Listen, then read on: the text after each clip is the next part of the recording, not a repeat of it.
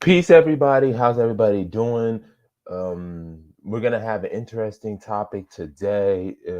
This really needs to be discussed, especially for the over the past week. I don't know what's been going on for the last couple of the last week, but it needs to be addressed because a lot of this nonsense is just being spewed, and there's no response to it. There's no rebuttal, and it's important that we bring that rebuttal, and this is what this video is going to be. So make sure to like, share, and subscribe. Please make sure to share this video. There needs to be a counter narrative because this framework and this propaganda is being spewed nonstop, and it's time that we address it. So in the next 2 minutes, I'm gonna come in and then I'm gonna break down why it's important that we address this narrative. So I'll come in around the 2:33 minute mark.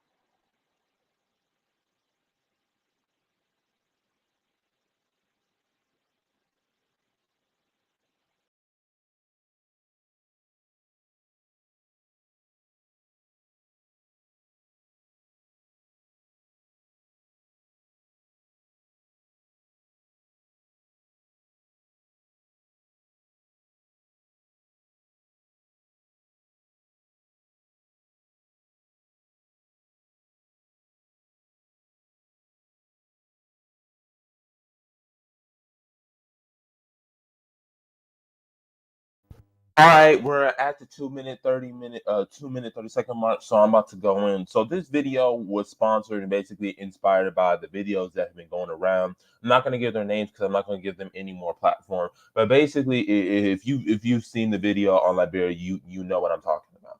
So and what it's a coincidence that those two videos came out, especially the one that was more that's being spread around more when Lib to the World did a video about African Americans moving to Liberia. So I find that a coincidence, and who knows?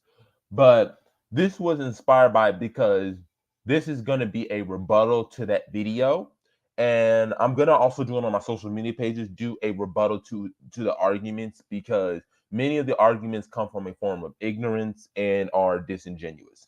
So I'm going to get into that, and then I'm also going to emphasize in this video how you can rebut them. It's not just important that we own it's important that we not only rebut them, but you know how to rebut them and how to push back on them. So that's really where I'm going to go in this video for the net for quite some time because I need to break it down. So the crux of the video is basically it's the same form of propaganda. African Americans colonized. They brought the white man's mentality. They treated them as second class citizens and stuff like that when they weren't treated as such.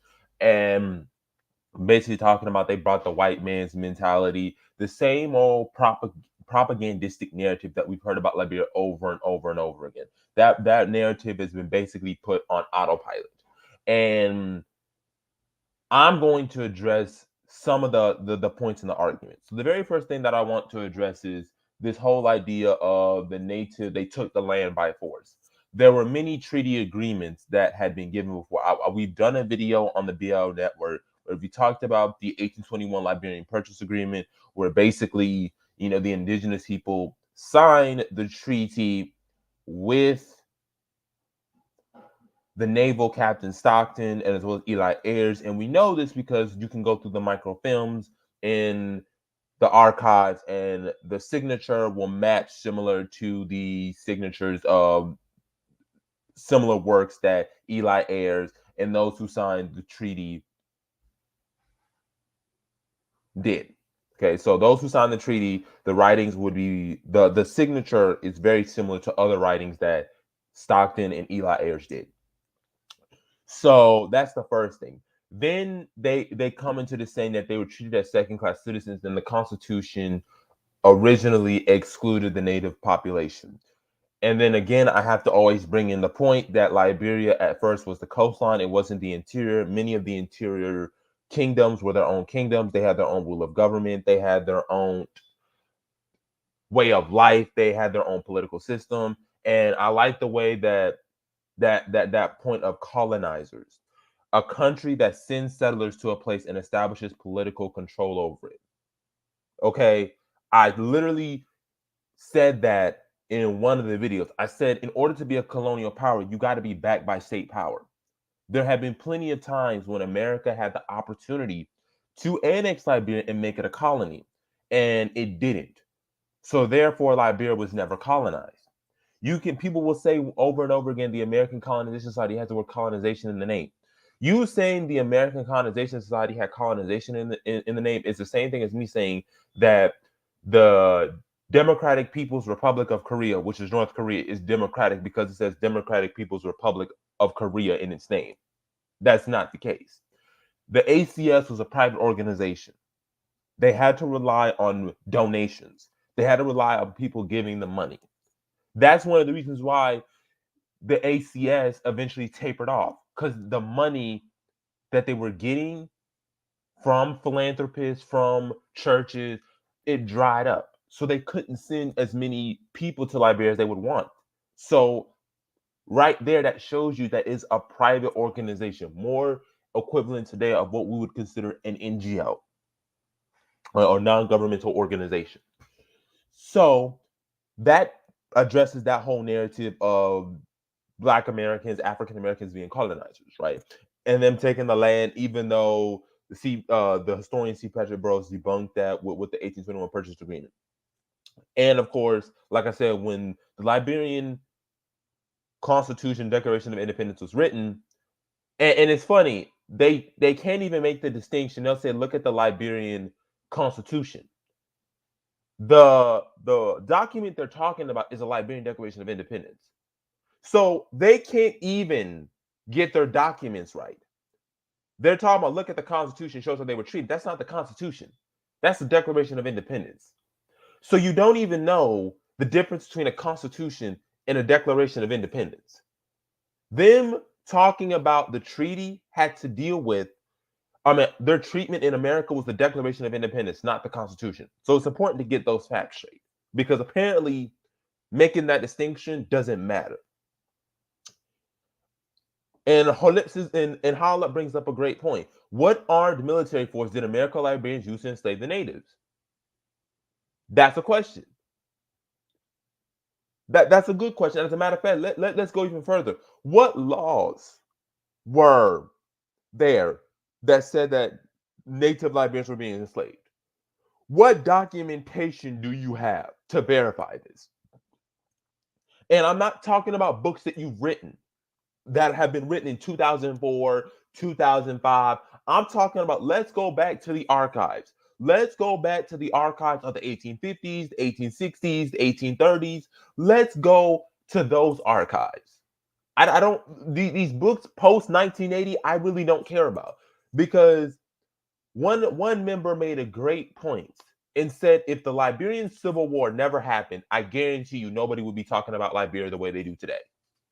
I guarantee you, if the Civil War never happened, people would not be talking about Liberia the way it is today. But let's continue that. So they're talking about enslaving the indigenous native population, as they quote unquote claim. And I said the point, well, the indigenous people were still enslaving and were slave trading on the coast. That's why a lot of African Americans and Afro Caribbeans have Liberian ancestry. Example, I most likely have Liberian ancestry, me being of the Gullah Geechee people, which means of the Gullah of people of Liberia. So I'm most likely have Liberian ancestry. Oprah Winfrey has Liberian ancestry in her. So it's funny how You say they enslaved the natives, but yet the indigenous population was doing the same thing for hundreds of years, more than the American Liberians ever could have done. But we get the blame, even though we abolished the slave trade, and we have evidence of this based on the writings that literally the African Americans themselves that went there wrote in their letters. 16,000 African Americans went to Liberia. Let's use logic for a second. There were hundreds of thousands of indigenous Liberians, and most of these indigenous Liberians. Oh, okay. And Hala brought up another point. Apartheid in South Africa, a policy of system or segregation or discrimination on the grounds of race. They don't even know what apartheid means. And I said that point. I said in the thing, if you said it was apartheid, then how did indigenous Liberians get into governmental positions of power? Because during apartheid South Africa, black people weren't citizens of Liberia at all. I mean, they weren't citizens of South Africa at all. During apartheid, black people were literally forced off their land into shanty towns known as Bantustans. During apartheid, the South African government would literally not send black delegates to represent them. We've all seen it. We've seen that high school debate when it deals with Nigeria, Ghana, South Africa, and I think it was Ethiopia. And notice there's the South African is represented by a white person all the time. So how can it be apartheid if literally a diplomat of Liberia was indigenous descent 60 years before Samuel Doe even came to power? How can it be apartheid if literally you have the vice president being of indigenous descent? How can it be apartheid if you literally had Grebo House of Representatives in the 1880s under then Albert Francis Russell? Okay. And then if there was segregation on discrimination based on the native population, then why would the Americo-Liberians, quote unquote, marry the native people? Because last time I checked, during apartheid South Africa, interracial marriage was illegal. In America, during Jim Crow, interracial marriage was illegal, punishable by up to years in jail. Sometimes you would literally get lynched.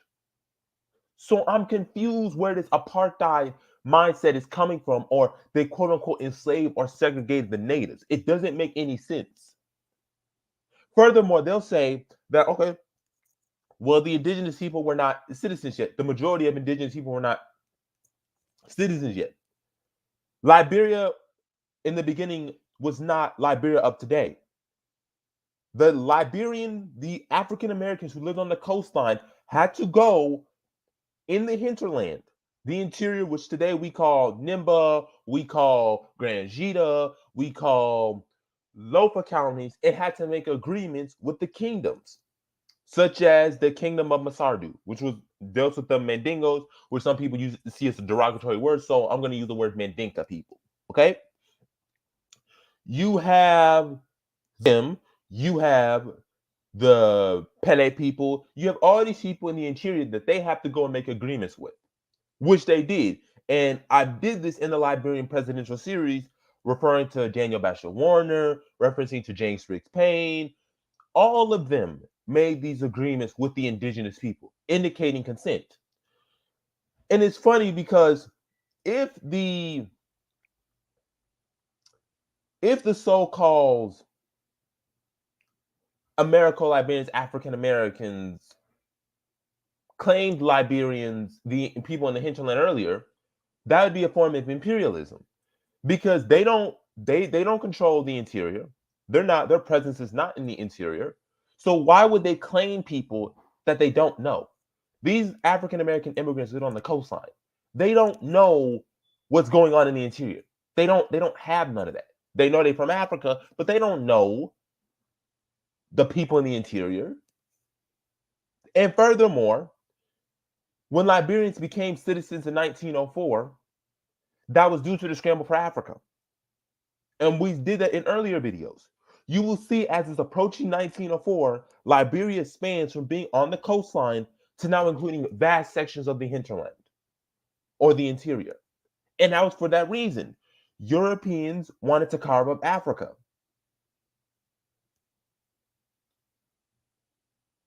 Right, DA20, right, DA29. They had narratives, you had objective facts.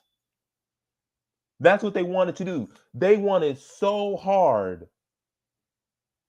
They want to try so hard to say that the Americo-Liberians were this presser, and they were this, this violent force. Okay, which they weren't. And you want to know why? Because, and this doesn't get talked about enough, if the Americo-Liberians were the oppressors, then by very definition, the indigenous people also have to be oppressors. Let's break it down. Let's use their logic. The Americo-Liberians were the oppressors. Okay? There were only 16,000 African Americans that went there, and many of them died of malaria and all that. So the numbers were even smaller. Let's say 5,000, 10,000 African Americans, Americo-Liberians, and their descendants, right? By the 1970s, 1980s, and people say the Americo-Liberian population didn't make no more than 5%. That's what they say, no more than about 5 to 10% of the population. Let's say Liberia's population in 1980 was about, let's see, Liberia population in the 1970s, 1980s. We're going to look that up, right? So in 1970,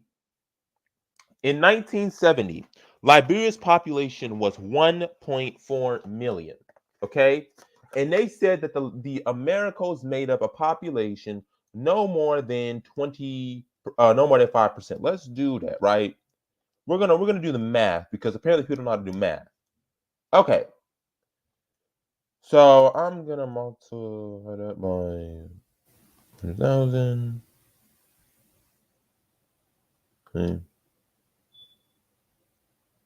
Okay, so if we do it by 5%, right? If we have 1.4 million, let me do the 3 zeros. Yep. That averages out to be 70,050 Americo-Liberians. Exactly. Thank you. Thank you. I've said that, Baruti, over and over and over and over again. They're real quick to talk about African Americans in Liberia, but they never do that same thing with the Tutsis and the Hutus. They never do that. They never talk about the Biafran War. They never talk about their civil wars, but they're real quick to talk about African Americans. And Baruti, you know what I'm talking about when I was on the show. He said, isn't that colonization? And my response was, well, no, it wasn't. Because if that's colonization, your definition, then by very definition, the Mali Empire was colonial. The Songhai Empire was colonial. The Wassalau Empire was colonial. Samori Touré was colonial. And then they quickly move over that point. They don't want to address that point. Like, they don't want to talk about how the Hutus literally did the fastest genocide in history. The Rwandan genocide is the fastest genocide in history. It even outdid the Nazis. That's how extreme it was. Let's talk about the Biafran War, where 1 to 3 million, mostly Igbo people, were killed. We can go even further. Let's talk about in the Congo, after Patrice Lumumba and Mobutu Sese and him favoring his people. Notice how they never address their people, but they're real quick to talk about African Americans. That's why I'm glad that I'm starting to see more pushback on that narrative. Because what I said in the video, or what I've said, is they want us to take responsibility for what happened in Liberia. They never want to take responsibility for what they do. And this goes back to my point about if they say the Americo-Liberians were the oppressors, the indigenous Liberians also have to be the oppressors. Why? Let's talk about the slave trade. An analogy to the slave trade. Yes, we know that. Yes, we know that white people enslaved black people. We know that they took us from our homeland and they brutally beat us on the plantation. We know that. However, those white slaveholders would have never got a hold of us if it wasn't for African leaders. So those African leaders are just as complicit than the white slaveholders. Because I'm not in America, in the Americas, in the Western Hemisphere, if you don't sell me. And what I mean by Africa, I'm not talking about Africa being its country, but what I'm talking about is the overall gist, what was going on the continent in Africa, okay? But you have that situation. And there is a YouTuber who I agree and I disagree with, but he brought that same point when he was talking about Ghana's year of return. He talks about how the systematic oppression in America, but he points out rightfully, Ghana, you were on the slave trade as well. You made me experience racism. The Akan people, the Ashanti people, the Dahomies, y'all were selling slaves and y'all were making money off of selling slaves. Same thing with the Igbos of Nigeria. Same thing with the Yorubas. Same thing with the Peles, with the Geos, with the Basas. They were doing it too. You were just as complicit as white people.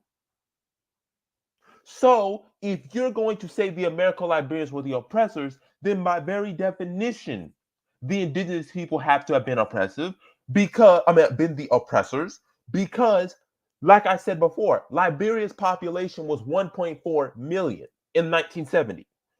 And that meant that about 70,000 had to have been quote unquote Americo-Liberian. But if only 16,000 went, and a significant amount of them died to the point to where it was about 3,000, 4,000 Americo-Liberians when they gained their independence. How did their numbers rebound so fast without immigration or incorporation into their culture? How did those numbers, because birth rates don't shoot up that fast. They don't shoot up that fast. So how is it that the Liberian population became so big if a significant amount of them died, and we know that the birth rates were not extremely that high? How do those numbers get that high then? The indigenous people had to be incorporated.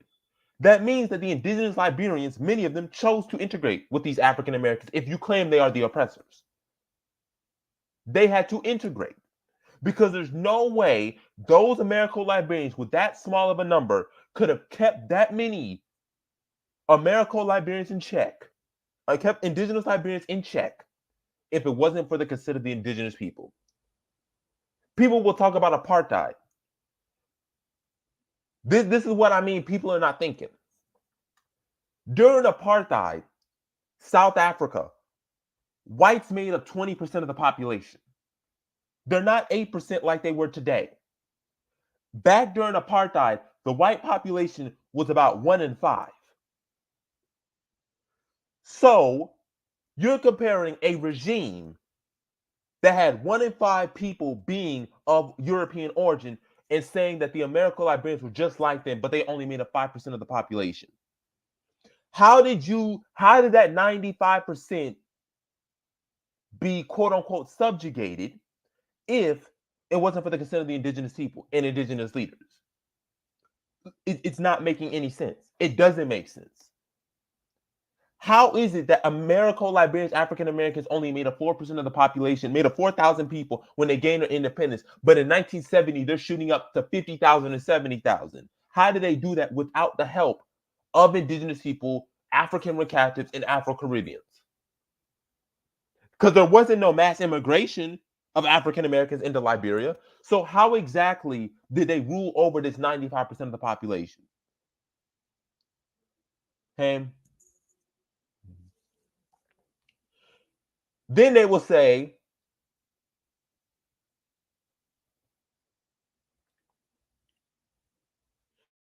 he says, well, the U.S. Army. No, we know it's not the U.S. Army, Jose J. Brones, because we have examples of when the Liberian government asked the U.S. military for more reinforcements and they didn't come.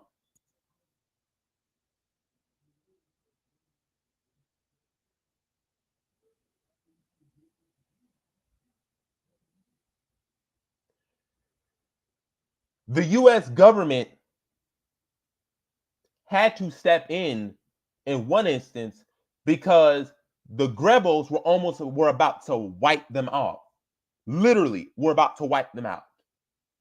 The African Americans who were living there, the Grebo people, because they wanted power, they wanted control, and they also wanted, as I said earlier with the Grebo Maryland War, they wanted to sell slaves.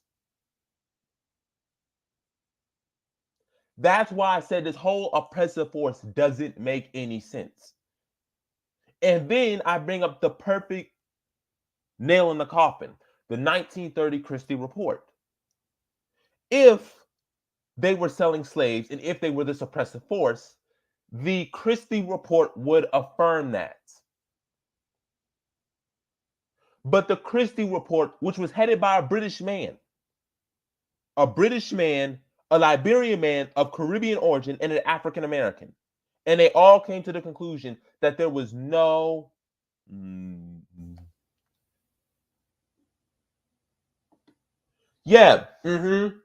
Broody, that's a good observation. I'm starting to suspect that there are some continental Africans with non-Pan-African mindsets in YouTube platforms who believe that African Americans aren't African and aren't to be trusted. Poisonous narrative. Exactly, Broody. If you want to, Broody, we can let you. If you want to come in, we'll gladly let you come in and speak. Asiri, it's important to reconcile our past. I agree with you, Asiri. I agree. If that's how you pronounce it. I agree that we do need to reconcile our past. But the only way we can reconcile our past is for us to be honest. And like I agree with Melvin, although I do disagree with something, I agree with Melvin most of the time when he said there was wrong on both sides. I have no problem admitting. I don't listen. I'm not saying the African Americans and American Liberians who went there were just so rosy. It was so perfect. They were God. I'm not saying that. But what I'm saying is don't sit here and treat them like they were this oppressive force when the reality of it is the indigenous population was just as responsible and were doing stuff just as atrocious. That's my point. That's why, like I said, I agree with Melvin most of the time. Yes, there was wrong on both sides. Okay. What I don't like is this treating this oppressive force. And you know what? And I think Melvin can agree with this. Notice how whenever we talk about Liberia, it's always American Liberians and indigenous Liberians against each other. We never talk about how indigenous Liberians and American Liberians helped each other out. American Liberians providing education, indigenous Liberians providing a support when there were indigenous people who wanted to continue slavery. Many indigenous Liberians said that was not going to happen, and they sided with the African Americans. There were many indigenous Liberians who came in voluntarily through treaties and agreements. We never talk about that. It's always this strict of either one side is the winner, one side is the loser. Either one side is the oppressor, one side is the oppressed. We never look at it as a complex web of there was tension and building together. We always treat Liberian history as if American Liberians and indigenous were always at each other's throats. When many of them married each other, example would be Rachel Johnson and Mamadou Massaquoi, or one of his sons literally married. Rachel Johnson was an African American woman, an American Liberian woman, and the Massaquoi was an indigenous man. We've had examples of American Liberian women being married to indigenous men prior to 1980. But what we do is we talk so much about how we were at each other's throats instead of saying we work together. Because, like in the interview I did with Cal Fambule, if indigenous Liberians and American Liberians didn't work together, then Liberia wouldn't be on the map. We would be speaking French right now, or we would have been incorporated into Sierra Leone. Liberia would not have existed and been the Pan-African example if American Liberians and indigenous Liberians didn't work together. That's why I push back so hard on that oppressive narrative and quote unquote the American Liberians with this oppressive force. Because there's no way that the American Liberians quote unquote could have maintained power if it wasn't for the help and assistance of indigenous people. The indigenous, exactly, Melvin, that's the point. Both populations married into each other. That's why for me, when I see these tensions, that's why for me, I don't focus too much on the negatives whenever I talk about Liberian history. I don't like to focus on the negatives. Yes, we need to focus on the mistakes that we made, but I don't look at Liberian history through the lens of the Americans and the indigenous, and it was all this doom and gloom, and it was all this craziness. I never do. I'm proud of both sides. Okay, just like I can condemn the indigenous population for the slave trade and some of the ritual cultures that they did, and at the same time I can call out the indigenous and the African American community when they try to topple E.J. Roy, when they try to do some shady stuff. Charles D.B. King, who wasn't an African American, he was from Freetown in Sierra Leone, but I can condemn Charles D.B. King for what he did. I can condemn Arthur Barclay for some of the things that he did, or William B.S. Tubman ruling the country for 27 years. I can do that.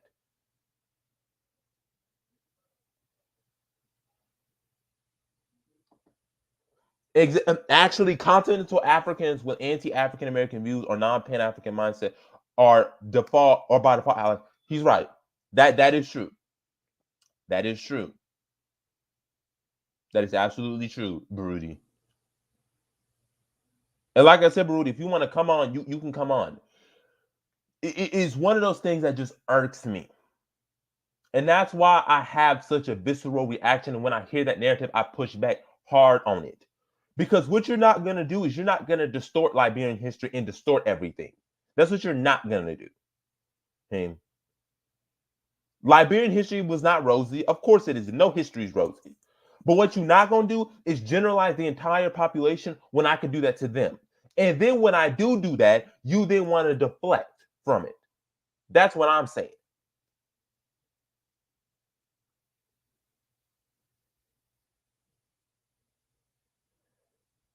There's nothing wrong with saying that we can be proud of Liberia. There's nothing wrong with that. Nothing at all. And if somebody tells you you should not be proud of Liberia as an African American or even an indigenous Liberian, tell that African person, then why don't you address the Boko Haram in your country?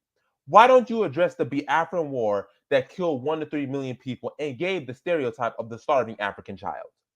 Why don't you talk about the Rwandan genocide that happened? Why don't you talk about what happened in the Congo, the civil war and the brutality under Mobutu Sese? Why don't you talk about reaching independence from Ethiopia? Because people don't want to talk about that. People don't want to talk about how Eritrea used to be part of Ethiopia and Eritrea declared independence from it. Nobody want to talk about that as well. But we're supposed to condemn Liberia. Absolutely not. And every time they do say that, you do push back and you ask those questions that I laid out earlier. If you say the American Liberians were so oppressive, but yet only 16,000 of them went, 4,000 of them lived in the region when it became a country, how on earth did they rule over the hundreds of thousands of indigenous Liberians without indigenous Liberian consent or complicity? Similar analogy, like I said earlier. If the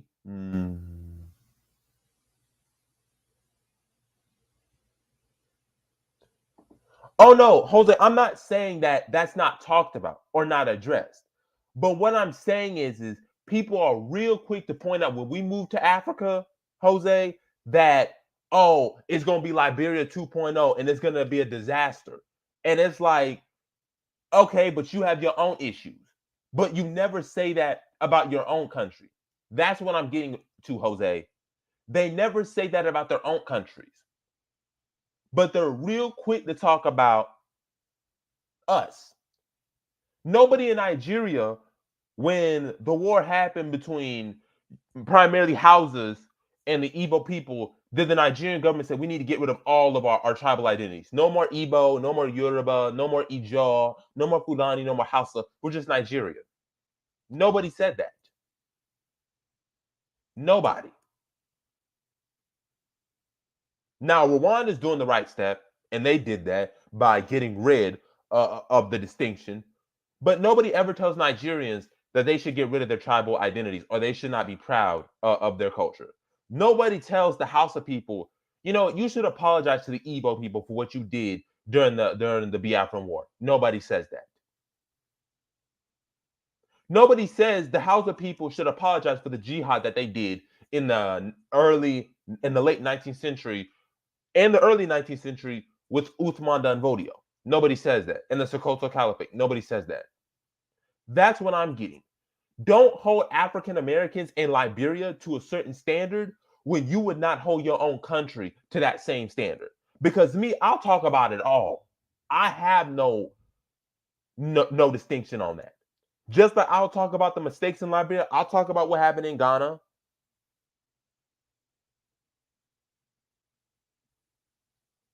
Oh, he said you just want to observe.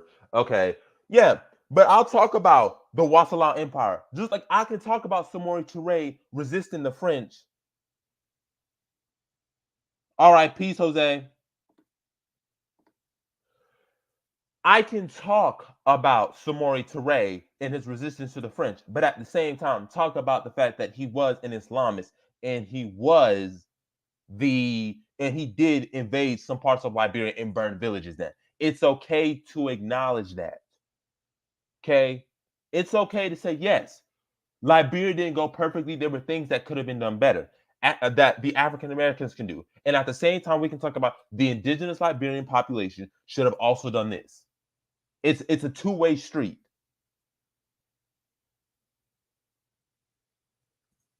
It's a two-way street. It's not a one-way street. And that's how we got to start looking at it. And that's what I do every day. It's not a one-way street. It's not black and white. It's very complex. There's a lot of dynamics going on. There's a lot of ideologies going on. And you have to look at it that way. And you know you're dealing with somebody who's disingenuous when you give them the facts.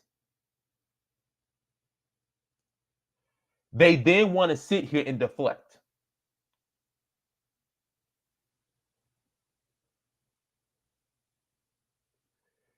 They want to be able to just say their narrative. And then when you challenge them, they're quick to change subject. And like I said, the first thing that you should do whenever you notice somebody's disingenuous, or you can tell somebody's disingenuous, look at their framing. Look at the framing of their questions. Look at the analogies that they make. That's how you know somebody's being disingenuous.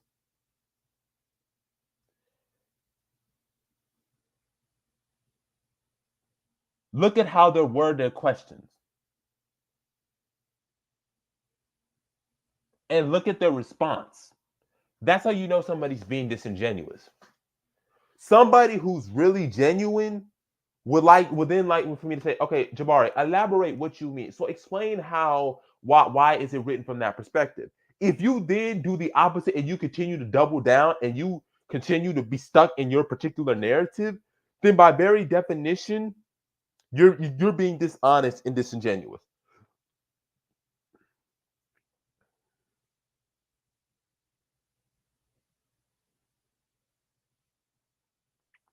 because you're not trying to actually have a conversation. Because having a true conversation means that if I give you evidence and I'm giving you examples of evidence that debunks that narrative, and you completely ignore what I'm saying, then you're not interested in having a conversation. Because I'm giving you examples of how what you're saying is not true and that can be debunked. And instead, you're completely deflecting, you're doubling down, you're not asking questions. Okay, so let's explain your point. So elaborate, how did they help you said a literal, okay, what was the result of this? How did that benefit the country and all of that? They never did that. They went back to the regular narrative and framing. No, holla. What it serves is it serves the narrative that Black Americans or Africans in the West have a westernized mentality, and that Africans don't have a westernized mentality. That's what they want the narrative to be. That we are therefore whitewashed and therefore we became what we are, completely forgetting who we are when that was not the case. That's what they want. They want us to be seen not as African and that we're just really white like white people. That's what they really want to say. But when you push back and you get information that says no, we were firm in our African identity, and there were just as many West African leaders that had a Western mindset, it doesn't serve their purpose anymore. Because now you can't bash African Americans. You can't then say we're the only ones who have a Western mindset. Holla. You know what's funny? You know what's crazy about that, Holla? They will say Black Americans brought the Western mindset. They brought Christianity. But then in the same token, will say that Christianity was in Africa. So if Christianity was in Africa, then how did Black Americans bring Christianity?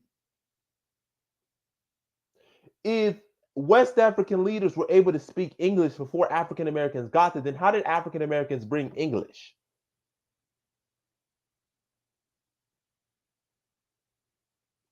How did we bring those two things if it was already in Africa?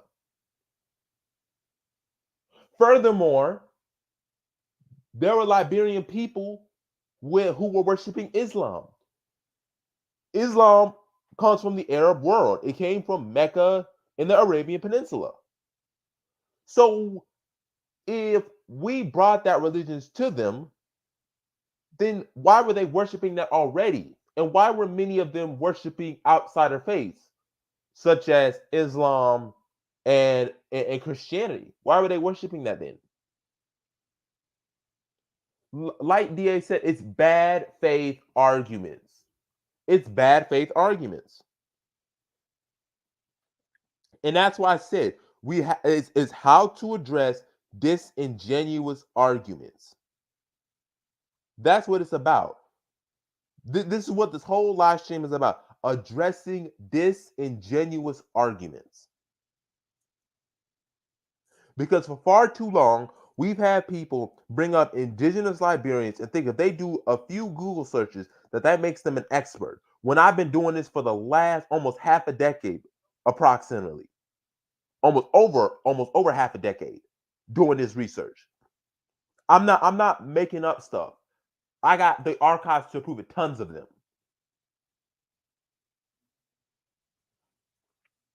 So this also shows that disingenuous. Now listen. I'm not saying that the YouTuber is disingenuous. Not the first one that's going viral. That's racking up views. I'm not talking about him. I think it comes from a position of ignorance. The other one, disingenuous. But the first one, more of ignorance. But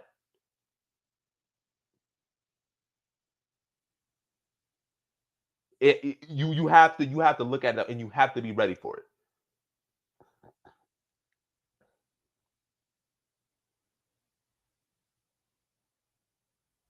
You got to.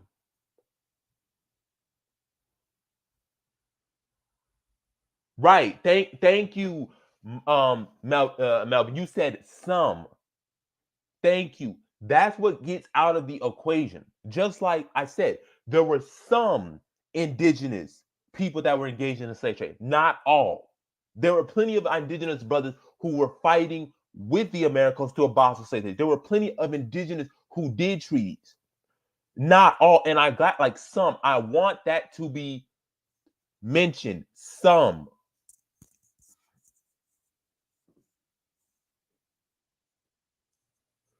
Exactly. A segment of the people on the continent of Africa are worried about African Americans having a Western mindset. They should be highly critical of centuries of toxic European Western mindset that has wreaked havoc in Africa. And that's true. Okay, everybody focuses so much on us having a Western mindset, but what about those African leaders who have Western mindsets already? Because notice, like I said earlier, they will say the African Americans, American Liberians brought Christianity, but then in the same token will say Christianity was in Africa before Europeans. So which one is it? Which one is it? It can't be both. Both can't be true. You can't say we brought Christianity and then in the same token say, well, Christianity was in Africa before Europeans came. So then how did we bring Christianity? How do non-Pan-African continentals and those who harbor anti-African views preconditionally engage with African Americans while they are in the U.S.? Can you delve into this inquiry? What are the ramifications?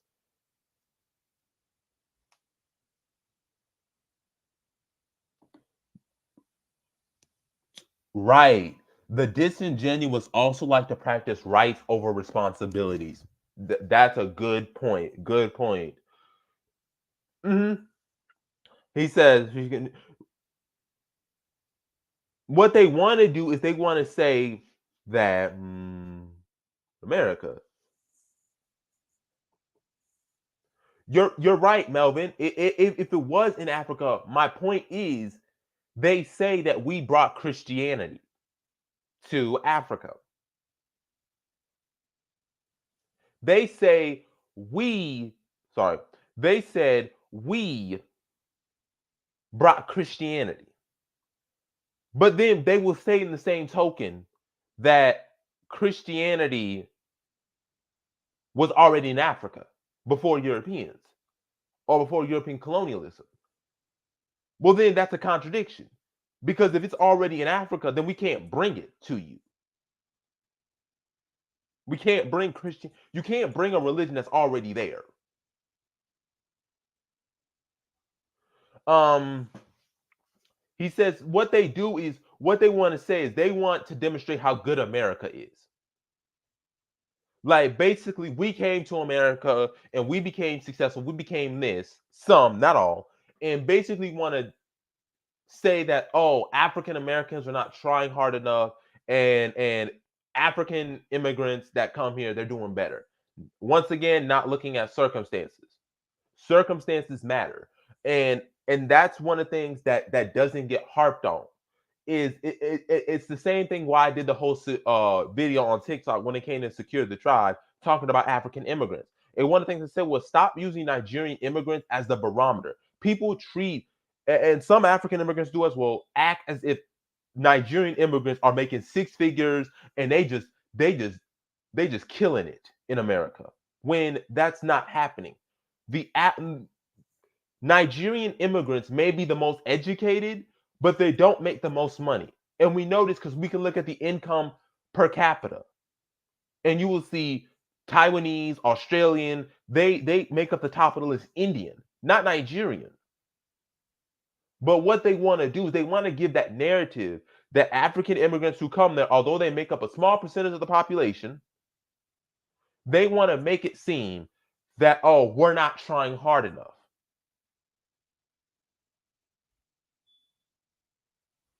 Not acknowledging that America racism is not only oppressing us in America, African Americans, but your continental Africans as well with regime change and all the destabilization tactics.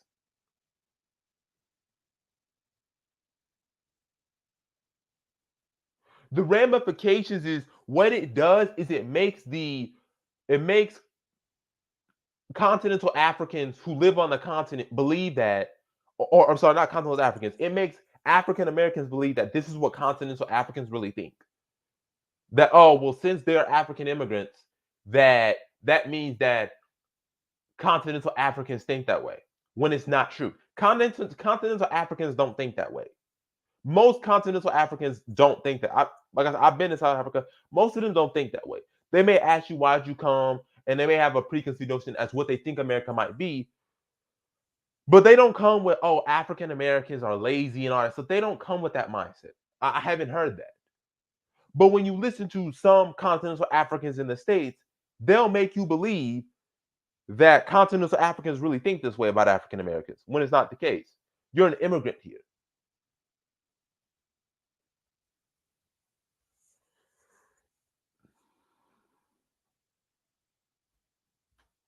And it also deals with you. He says, how come you never hear about a Chinese mindset or a Portuguese mindset? Disingenuous and overshadowing things. Like you said, nobody ever says the Chinese mindset or Portuguese because they don't care. They don't want to get into nuance. They don't want to get into specifics. All they want to do is get to their narrative and talking points. That's what they want to do. Anything that's substantial to them, it doesn't matter.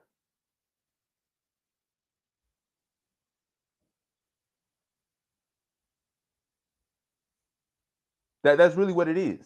We don't like DA said earlier. We don't want to have nuance and all-encompassing conversations. We want conversations that are black and white, short to the point, and very vague. We don't want to actually go in depth, ask questions. They don't want to do that because then it changes your world view because it requires you to have to think about it. So that's really where it comes from.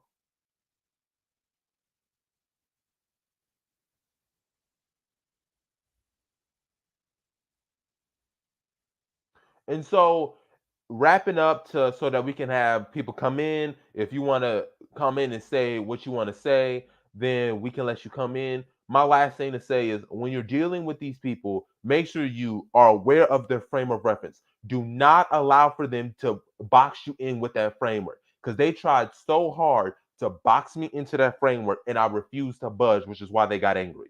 Do not allow for them to box you into that frame of reference. Number two is ask deep questions and question their logic. If they say they enslaved the natives, ask them, what evidence do you have? What laws were written? Okay, where did who were these African American immigrants that did enslave the natives?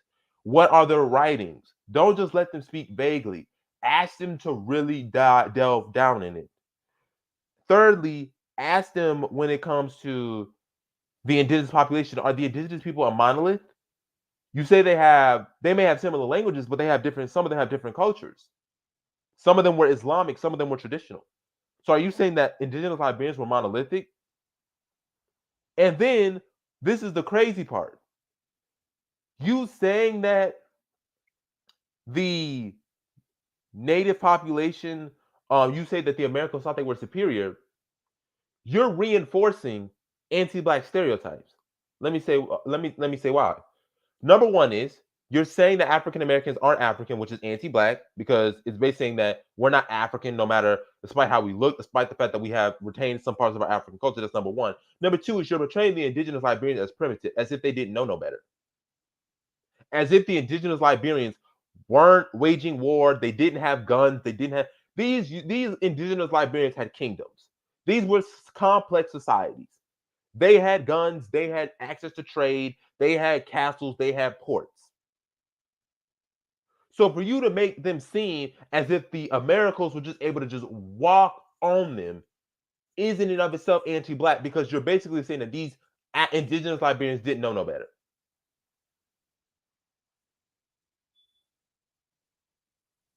And it doesn't take to the fact that these indigenous Liberians, some of them, not all, like Malvina said, some of them were engaged in the slave trade. They were waging wars on each other. They tried in many instances to try to overthrow the government at a case in 1912 with Daniel E. Howard and stuff like that.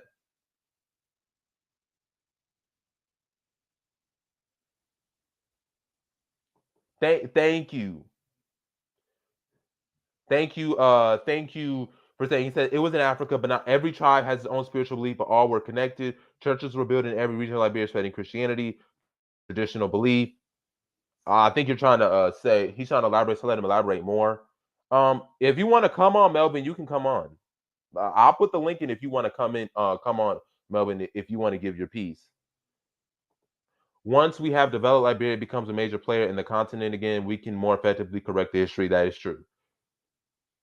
We can develop Liberia, but the very first thing we got to do is debunk that mindset that they were there to just completely destroy the quote unquote indigenous culture and all that when or Liberia was this country that Africans didn't admire or Pan Africanists didn't want to go to when that was not the case. That's what we got to address first. Were there problems? Absolutely. I don't deny that. But to say that Liberia wasn't a success prior to 1980 and say that Liberia wasn't an inspiration to African countries or that Pan Africanists didn't look to Liberia it is disingenuous and it completely ignores the actual writing, excuse me, the actual writings, the actual dynamics.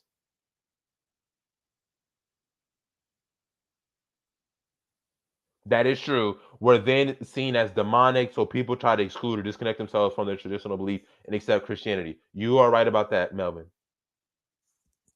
All right. So I'm gonna send you the invite, Melvin. I'll send you the link. I'll put it in. Hold on. Hold on. Let me share it.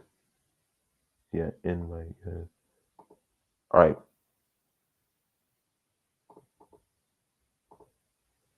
All right, Melvin. It's in the chat. You can come in now. So I gave you the link. You should. The link is on the YouTube thing, so you should be able to do it.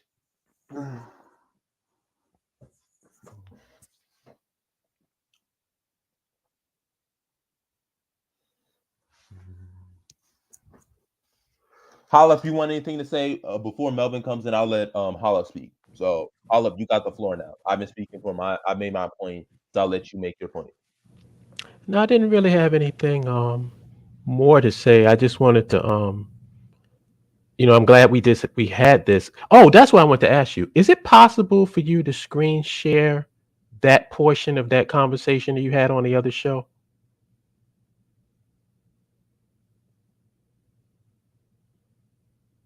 I Oh bet wait. you mean put it on the screen and then let people let them just watch it. Yeah, can hear it at least. Yeah, I can do that. I can Because I have the direct link to it. Let me send that to you. You want me to send that to you? yes. Yes. Okay, hold on.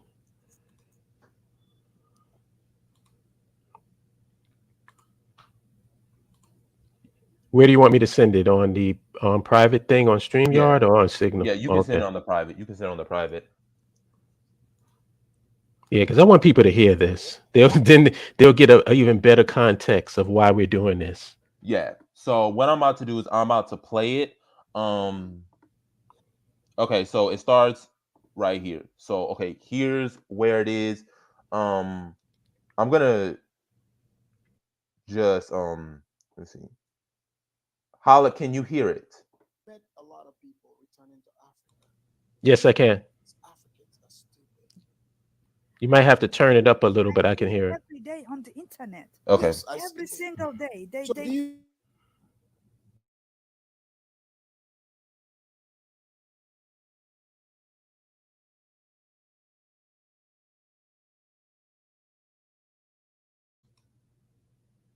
If you guys in the chat room can hear it, just put a 1 in the chat so that way we know you can hear the audio.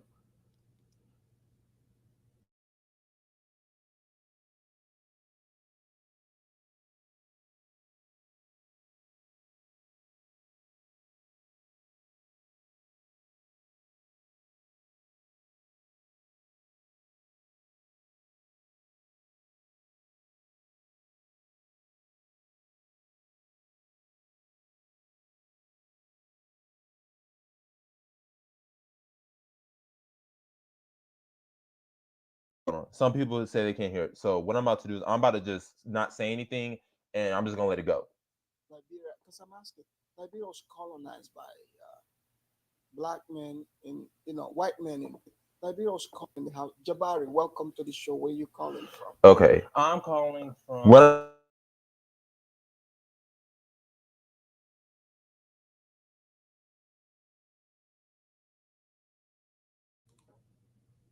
I heard it and then it went out. Now I can't hear anything. Okay. So you can hear it now. You can hear it, Facebook. I just want to say, okay, let's go. So Jabari, what do you think about the Liberian colony? Liberia, because I'm asking, Liberia was colonized by black men in white men in blackface. Um, what's on your mind on this subject here? Well, that frame of reference is. Wait, are you a Pan Africanist? Are you? Yes. Yes, All I right, am. all right, okay. Give it to us. Yes. So the frame of reference that you have in and of itself is white supremacy, because you said it's a colony, correct? Right. And the definition of a colony needs to be backed by state power, meaning that a country, usually the mother country, has to claim it. America had plenty of opportunity. What I'm gonna do is I'm just gonna share my screen, and then I'm going to um I'll put it on a window. Hold on, let me just yeah. Yeah, we're just gonna put a window, and then hold on, give me a second. Give me a second, y'all. I'm just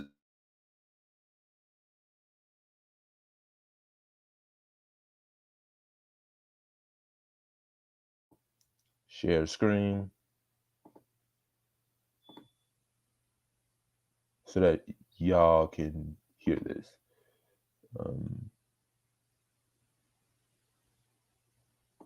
oh, come on. Yeah. Hold on. Give me a second. Yeah, no. Oh no. Hold on. All right. Peace came out. I'm gonna let it play for a second, and then I'm going to um thing. So I'm gonna try to get the screen share for a second. But I'll let you speak first until I can get the video clip playing. So if you want to speak, Melvin, you can speak until I get the thing started.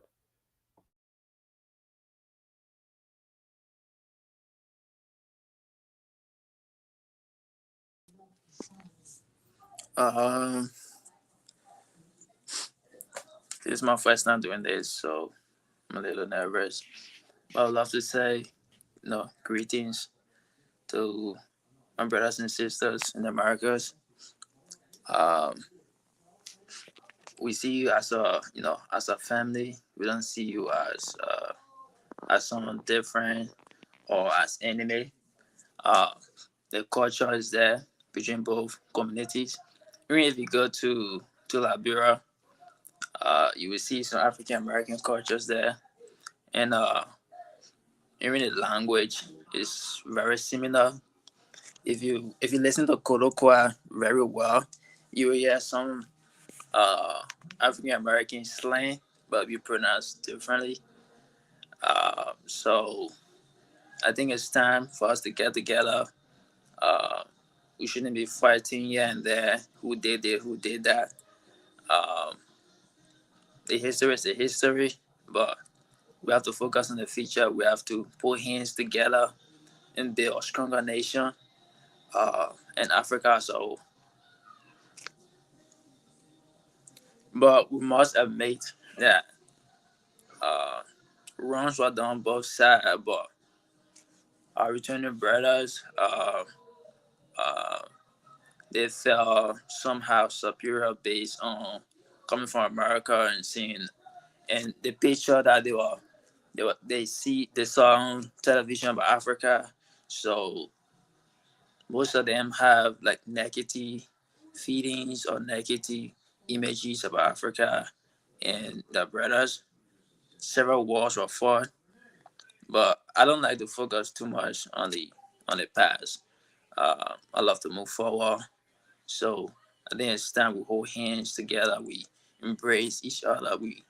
You know, we help each other up and look forward to the future.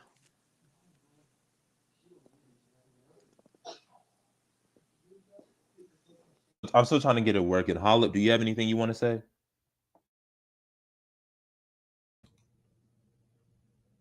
No, I'm good. I'm just waiting for you to get the thing showing.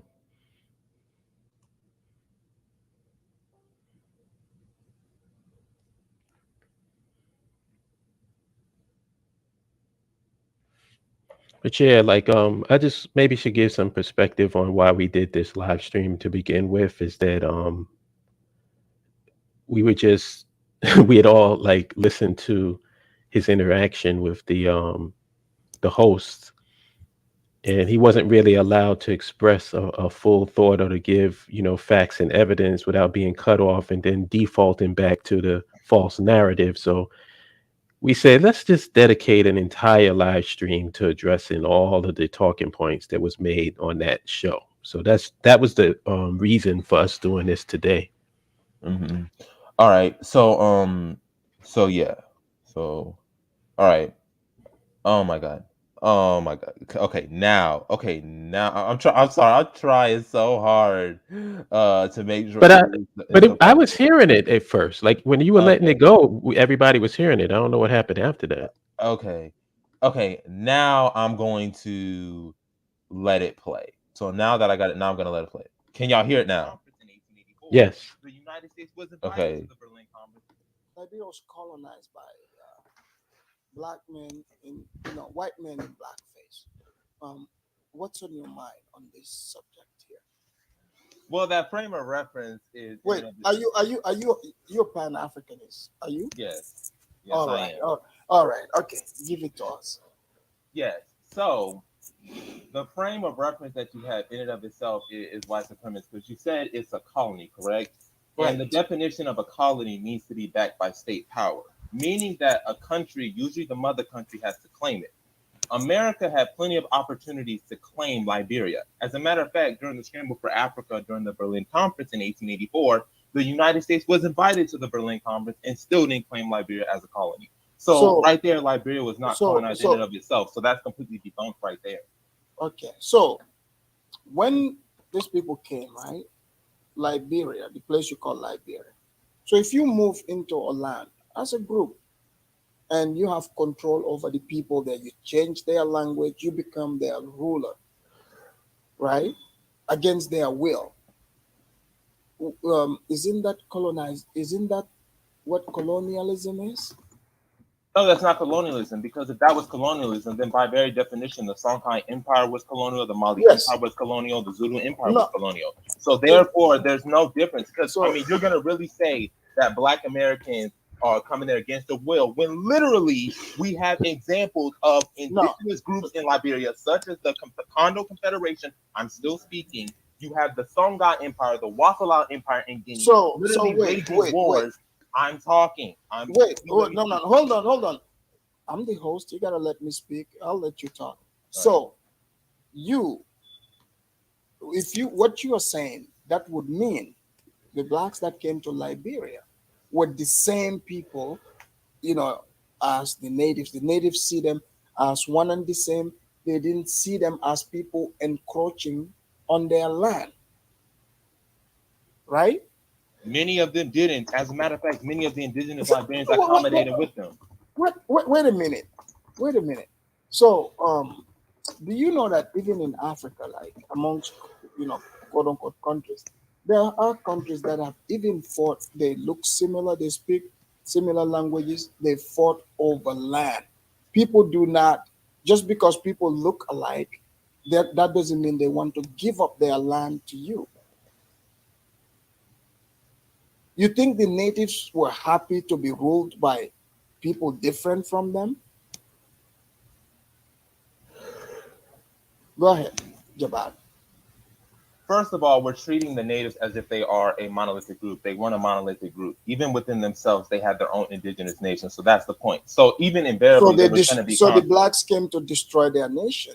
You do realize they were not a nation. So that's wait, Jabari, you just told me they were individual nations, right? But then you turned back and said, no, they were not. So no, I said they were nations, right? So they are not the same. as these people that came. Because if I come to your house right now, right? Mhm. Think about someone come to your house right now. Now they get to decide for you. I mean, no matter how cool you think you are with them, but they get to decide what you can or cannot eat out of the fridge. They get to tell you when you can go in or out of the house. So they dominate you. They have force. Would you consider that a nice relationship, like an equal relationship? They came. You have your house. It is not these people's house. They came and took over. What would you call that? First of all, that whole frame of reference is disingenuous by itself because, first of all, it's treating Black Americans as if they weren't African, and then it treats No. They're no, Africans. right, they are, but you sold us to begin with. So how Who? did I get there? These Wait, who? these African Who kingdoms, sold you? Who? those Wait, African Jabari. kingdoms. Jabari, I already said this. Jabari, did you miss the first part of the show? I did miss. I just catch up recently. Okay. Yeah. Well, I've already like I've said this already. Trust me. I've already pointed that out. I've got a question for Jabari. I want to Go ahead. respond to Jabari. Go ahead. Jabari, since you're a Black American, do you admit that your ancestors were wrong for enslaving the natives? And do you agree that the natives had the right to overthrow these foreigners, these Black foreigners that came from America, who were ill-treating the natives as they were the elite of the country, as they were just tools of America?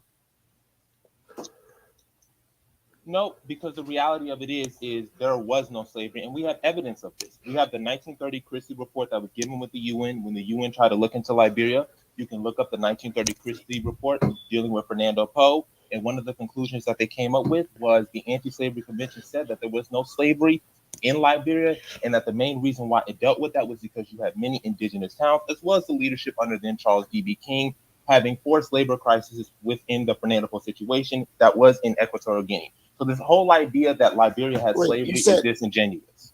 No, see, so we have the evidence. You can literally look up the 1930 Christie report.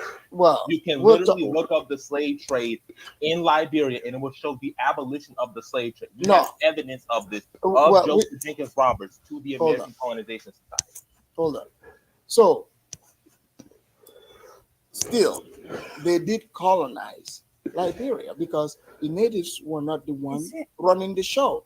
They changed their language. They made the official language English. They brought Christianity there. Those people it was apartheid. It was apartheid. They created an apartheid system where they made the natives their servants. Hey, that was what the story was.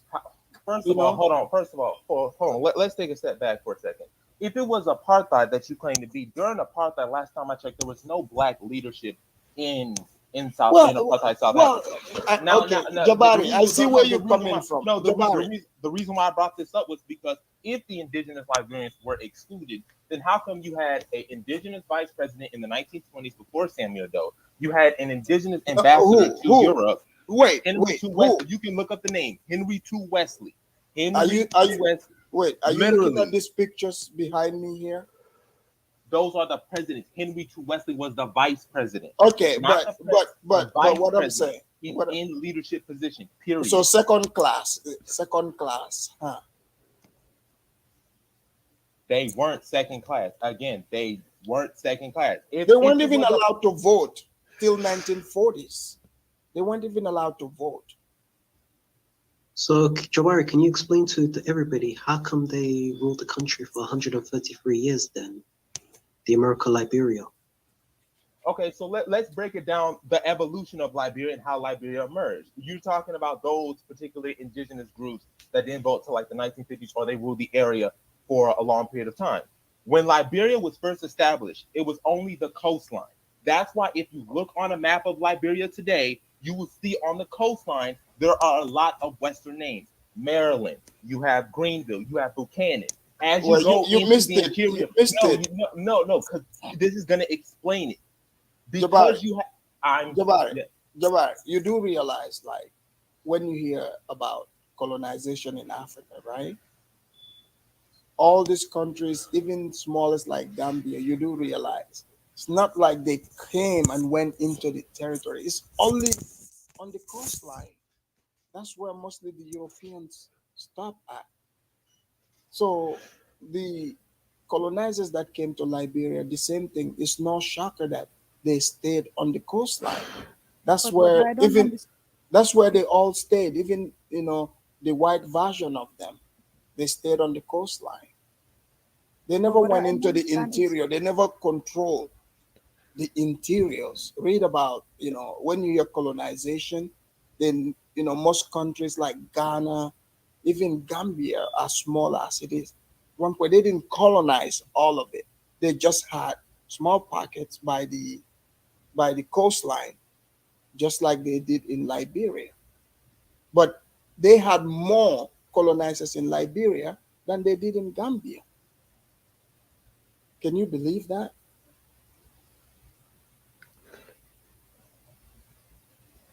But is he like not is he like denying what happened in Liberia? I mean, Yeah, Jabari, are you the denying it?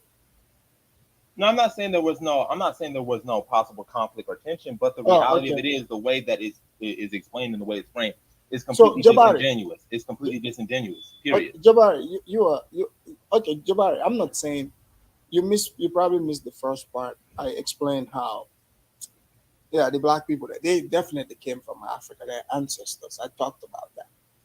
So do you think there's more understanding between Pan-African Black Americans and Africans that this will not occur again? Because one of the things was the American Liberians, felt more superior to the natives. So do you foresee this happening again? You know, with this type of attitude that happened in Liberia? What do you think? I mean, you're Pan Africanist, so are you there, Jabari? Yeah, I'm there. Many Uh, Pan Africanists still look to Liberia, even before the 1980s. You had Marcus Garvey, you had Henry right. Rennie Turner. So this whole idea that Africans didn't look to Liberia as some sort of inspiration is disingenuous. You had Kwame Nkrumah who looked up to it, Kwame Ture. So, like I said, this whole framework of they brought this Western mentality and that they were a nation to be despised of is not true. If you look at the history of how they were involved within Africa, such as establishing the No, they African did some organization, good. I talked about a the lot good. of good. Yeah, But I the talked reality, about it. The The British, real the question British, is, the British did some good too in Africa. yeah, but who? I mean, when we are talking about the native people right now, right? Who Right. were at that time, who were segregated and worked on like horses. There was not a lot of good for them. first of all, there were no It's, horses in Liberia. It's just the tropical no, rainforest. she's No, saying they I said worked. They like a wo- horse. They worked like she a said they horse, worked them like horse. and there are pictures where the Black Americans sitting in Oh their yeah, my last suits show. and yeah, very nice suits sitting down, and while they're natives, but the maids and I mean, how good was that though for the natives? I think for the natives must be very a shock for them. It was Yeah, were like they? My horrible for question is, them. were they even Jabari. wanted to begin with? Yeah, Jabari. So do you think it was good for the natives? Go ahead, Jabari. Yes, so the reality of it is, depending on which areas it was, the collaboration between African Americans and the indigenous was good. Yes, because you had plenty of examples of the indigenous groups still selling slaves and African Americans such as James Briggs Payne and Yes, you're Benjamin right J.K. about that. Anderson, who abolished the slave trade and allowed for them to come into society, be able to get an education, such as Theonio Baywolo, who was the first African graduate from Harvard, who is from Liberia, that came from an indigenous group. You had indigenous Liberians who literally went to HBCUs in the 1870s, such as in Lincoln University. So this whole idea that the indigenous Liberians did not benefit from African Americans is delusional. It doesn't make any sense. Because the reality of it is, No, if but it was but so but I'm great, if saying it the was ones so who were servants, servants and being, they didn't have rights. They were second class citizens. Of course, Jabari, if there's black going to be Americans, few. If they were second class citizens, as you said they were, then how did they get membership within the House of Representatives and became vice president or ambassadors to a country? Well, Because few of them. if they were second class citizens, they wouldn't have been in at all. The No, thought of it would have been problematic. No, Jabari. Even in colonial times, in colonies, the people that are colonized, they still achieve high positions. The ones that Some go of them. along, yeah, some of them, Very few, that very few very who work few, with those people. yeah, that work with the Exactly. colonists. Even the white colonial people you hear about, they're not just doing it by themselves. The people that work are the people that they actually colonize. You do realize that, right? That's not necessarily truly the case either. Because let's look at example in Cameroon, let's look at Nigeria, let's look at even in South Africa with the Orange Ball Free States, the Transvaal Free States, and all that during colonialism. The white government literally came in and literally massacred people wholesale, literally brutalized them. They did that in Liberia too. No, they did not. There was literally a Why massacre. don't you? There was literally a massacre Hold on, of hold on, African hold Americans on, by hold on. indigenous people. Look Hold up the on. Fort Croissant massacre. So I don't know That this did whole happen. massacre came in. That did happen. Even go look up the rice riots. That's not even long. That's what even The rice riots was literally in the 1970s. That was Yes. the result of the William D.S. So I'm just regime giving you for 20 years. example. I'm just giving you example. Yeah, and many of If those it- people who led the rice riots were actually descendants of African Americans. So what is your claim? So what's the point? If those people who were leading the rice riots were also descendants of African Americans, the Americo-Liberians, then explain that's how not come that's not what the story is. that's not what the you know what mainstream story you know. is. I think Jabari knows the story, but Jabari is nitpicking. Okay, he's nitpicking. I see what he's trying to do here. No, Jabari, I'm not. Hold on. you're clearly nitpicking too. No, Jabari knows the stories, and he's ignoring. He's ignoring the story. He's shifting to only the few things that he want to highlight. That's what Exactly. he's doing. He knows the story. Unless we have a native Liberian right here and Mhm. talking for themselves. I mean, I'm just listening to one side, and the history tells totally different. When you subjugate these people and you make them second-class citizen, don't count me with 4 or 3 people that you put some positions. The majority of these people were marginalized, Mhm. and now you're coming and you're showing the 3 people that you picked out from them. That doesn't mean anything unless a Liberian person, native Liberian person, would come here and tell their story. We just hear from one side that's highlighting the best of it. Jabari, you know this also. There are plenty of native Liberians who can confirm that as Hold well. on, I've hold literally on, had Jabari. interviews. Jabari, you know, right? Even in the plantations, right? There were black people who had a high status over the other black people there, who once they were slaves, but they rose up. They work with the master and they are over other people. So every now and again, some people have the position, but that wasn't the norm, though. The majority of black people were enslaved, regardless. Even though some of these people, were in charge, but that wasn't the condition for everybody. So some of the natives, of course, worked with the people, you know, the people that colonized their people. But that doesn't mean the majority enjoy the privilege that they were enjoying. And it doesn't negate, that's not the fact to prove that these things did not happen. They did, in fact, happen. It is recorded. But I've been here 2 hours. I'll give you guys the last words, and we'll be closing this time for sure. Jabari, do you have any last words? Yes, I do. Yeah, go for it, Jabari. So I'm not denying that there weren't tensions between some African Americans and the indigenous population, but this whole framework, as if The African Americans came here with this oppressive force when they didn't even have the numbers. It was about 16,000 and only about 3,000 of them went. When there's not taking of responsibility, the fact that the indigenous people were not a monolithic group and had their own interests, and to not include that is disingenuous. It's completely disingenuous.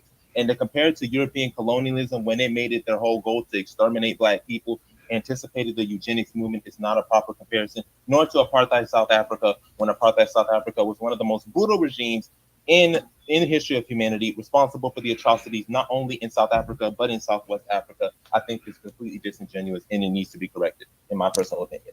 Well, thank you, Jabari. You know, don't hesitate to call in. Yeah, we can cut it off now. I like different perspectives. Thank you. Thank you. All right, only me. The floor is yours. Yes. That was yes. interesting. Yeah. That was But no. I like also, I like that he came to defend the position. yeah, of course. Yeah, you can defend when you have a position of defense. Wow. Yeah, wow. And the ending to that is what still gets me. Like he likes the difference in opinion or whatever it was. He says like, no, you don't. You don't. You weren't, and you weren't even trying to listen to somebody who's actually educated on the subject. And a And lot of the notice, points he was trying to say was actually because I've heard for years, and it was just like, okay, well, a lot of the stuff he was saying was coming off of hearsay. There was not too much evidence to back up what he was saying. And from what I want to understand about the situation, sound it's from what I've heard. The more the attacks were dealing with the settlers actually defending themselves from the natives, not the other way around. So, but go ahead, Jabari. I'm actually gonna let Melvin speak on this, and then I'll give my take. If Melvin is still there and wants to speak on it, he can. But I wanted to let him give his opinion, and then I'll go into mine because I mean I can easily pick apart that whole argument, but I'd rather let Melvin get a chance to speak, and then I'll let others come, and then I'll say my piece.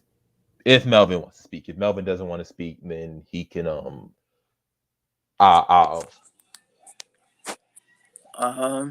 What I would say is that it was not apartheid and it was not slavery, but also we must understand that the indigenous population was greatly marginalized. It was greatly looked down upon. But at the same time, the indigenous population had their own form of government, like local government. There were like town chiefs and paramount chiefs who were like head of various uh, territories. But the American Liberian government were also ahead of them. So they were guiding our people, but they took orders from the government. There were different and several conflicts because firstly, the land that was sold to the American Liberians, uh, the land itself was a conflict land in the sense that now all the tribes agree for the land to be sold. So one of the tribe, I think it's the Bassa tribe, sold the land. So the other tribe now seeing like different people coming to the land, they felt a little bit different. Maybe they felt afraid or something like that. So there were several wars between different tribes based on lands. Uh, it wasn't slavery because the laborers or the indigenous laborers were paid. This, the wages and the salary was very low, but for the fact that they were paid for their effort, it wouldn't be considered as slavery, and also it wouldn't be considered as apartheid, because several Liberians, indigenous Liberians, were in political offices. They were in high positions, but most of the population was didn't have that much opportunity. They didn't even have the right to vote until some other years later. That's what I would say. Alrighty. Yeah, and like I said, I don't disagree that there weren't tensions between some African Americans and indigenous Liberians. But that whole spraying it with a broad brush is what got to me and what irks me. And the reason why I kept bringing up the interior and the coastline was because when Liberia was first formed, it was just the coastline. It wasn't until, like I said earlier in the video, that in the 1900s, when you had the scramble for Africa, that Liberia was forced to basically claim all the areas into the hinterland, Grangita, Nimba, and all of that, which is why in 1904 Arthur Barclay gave them citizenship, because now it's like, okay, well, now we got to claim this whole territory, because if we don't, Britain's gonna seize it. Britain and France were constantly trying to take Liberia. Can y'all block this? I don't know why that person is still in here, and that person needs to be blocked. Please block that person. And so you have that going on, and then even then, like Melvin said, they still had their own forms of government. Now, one of the things that is important to bring up, you said, how do I contribute? You can come on Facebook, user, if you want to. Like I said, we can put the stream in and you can come in. We're having a trip to Liberia this year, so if you want to come to that Liberia trip, we would be more than likely to have you there. So that's another way you can contribute. So those form of governments were known as provinces. So, like you said, you had the clans, you had other kingdoms. An example would be Madame Swakoko, if I'm pronouncing that right. Melvin is, I think that's right. Melvin, her name was Madame Swakoko, and she was, she was the chief who, well, I don't like using the word chief. They said that's a derogatory word, so I'm going to replace it. Was the ruler that eventually negotiated with the Liberian government to bring her society in, because originally, prior to that, she was basically ruling the area, and that was hers. And then eventually, she came in the 1910s with, I think it was Daniel E. Howard. Yeah, Daniel E. Howard.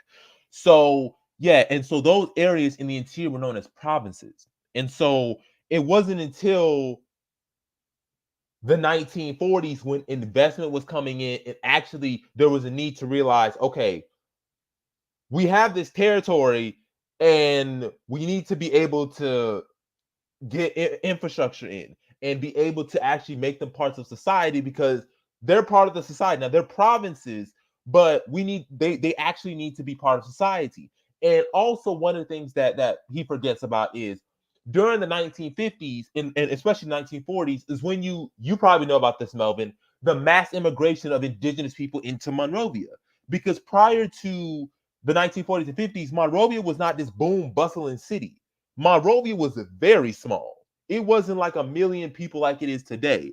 It wasn't until that time that you saw a mass migration of the indigenous population into the cities.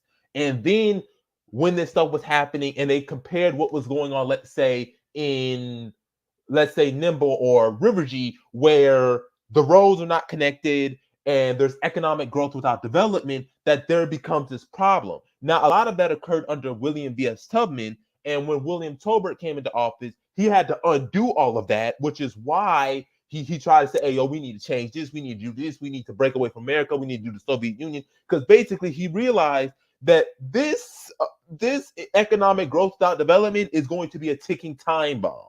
And the U.S. government even forecast that Tolbert wasn't going to make it past the 1980s. And they were actually trying to overtake the government when Tolbert was in Zimbabwe. They really, which at the time Zimbabwe, I think Zimbabwe was a country. Yeah, it was a country. It just removed from Rhodesia to Zimbabwe. So they wanted to take over it when he was in Zimbabwe, but they couldn't do it then. So they went in and they overthrew him in the 1980s. And then, of course, his positions and then some leaders, and then we know what happened then. And hey, be it as it may. Like I'm kind of like that person that's like, I get tired of people bashing Liberia, because I guarantee you, if Liberia never had that civil war, I guarantee you people would not be talking away about Liberia like they do now. But because of that situation, they think Liberia was this failed state, it was this catastrophe, as if Liberians weren't looking up to it. So it's like that's all I have to say on that. And then my final remark would be, okay, so The Americas got overthrown in 1980, and Samuel Doe came into power. What did Samuel Doe do? That's all I got to say on that.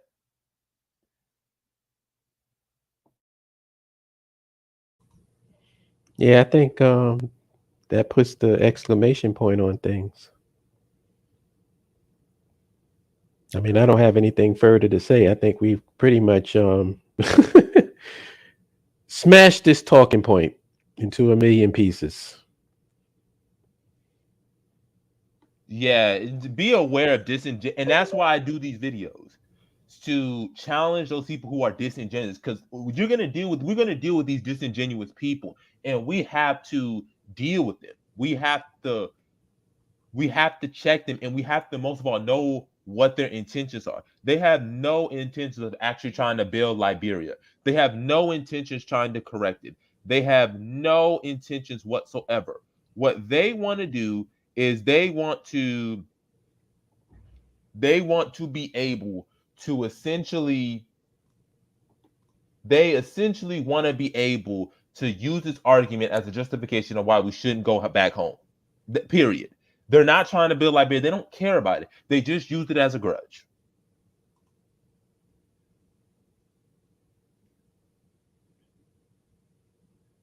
Because for those of us who are actually serious about building Liberia, we actually want to see Liberia succeed. We actually want to see Liberia's image change. We actually want to see Liberia get better. These people don't. They have no interest in doing that. Right.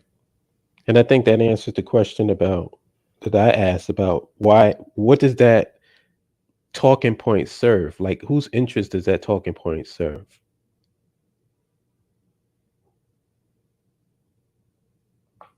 Their egos.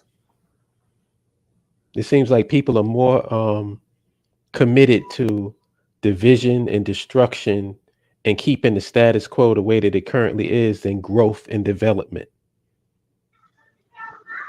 Yeah, like that whole thing did nothing for nobody. It seems like with black people, it's 10 steps forward and 50 steps back for some reason. I don't know why. No, because we're the only people that pat ourselves on the back for stopping progress. Like whenever, and it's a conscious community trait. It's like when the moment you start saying something is positive and a solution, some Negro will come in and tell you how it's not going to work, and then they pat themselves on the back like they just dropped knowledge. Yeah, and it's annoying as shit. It's very annoying, and it's very disingenuous, and it's very self-serving. Yeah, why do you get on a team and you're a teammate on a team, and your whole purpose of being on the team is to tell the team how they can't win? So what are you on the team for? And my thing is, it makes no sense. And the thing is crazy is this man defending European colonialists. That's when you knew this was disingenuous. When you're defending European colonialists who had no intentions of trying to build up Africans, that saw Africans as something to get rid of. They refer to us as the dark continent, literally. So it's kind of like, you know that this is disingenuous or you know what this person's mindset is when they're defending European colonialism. Yeah, it doesn't help nobody. Like it's like if I was on a professional football team and we're down points, we get into a good drive, but we get stopped, and I say, hey, maybe if we kick a field goal, we could generate some points and get something going. And some asshole comes on and says, oh, no, that's not going to work. We're going to lose no matter what we do. Yeah, like, they're too good. The team is too good. Yeah. Why are we even on the field playing them? Just forfeit the game and give them the win. And then you pat yourself on the back. You pat yourself on the back for that? Like that, like you look at yourself as being deep for that? Literally, it's like the dysfunction is just mind-boggling. Yeah. Yeah. Just wow, man. I don't even know what to say. I was just like, I knew where I was coming from, which is why I didn't budge. Because I'm like, this man has a particular narrative. The Super African Media Lab said, remember what I said on Twitter about that dude. Mm-hmm. Mm-hmm. Yeah, but that Which was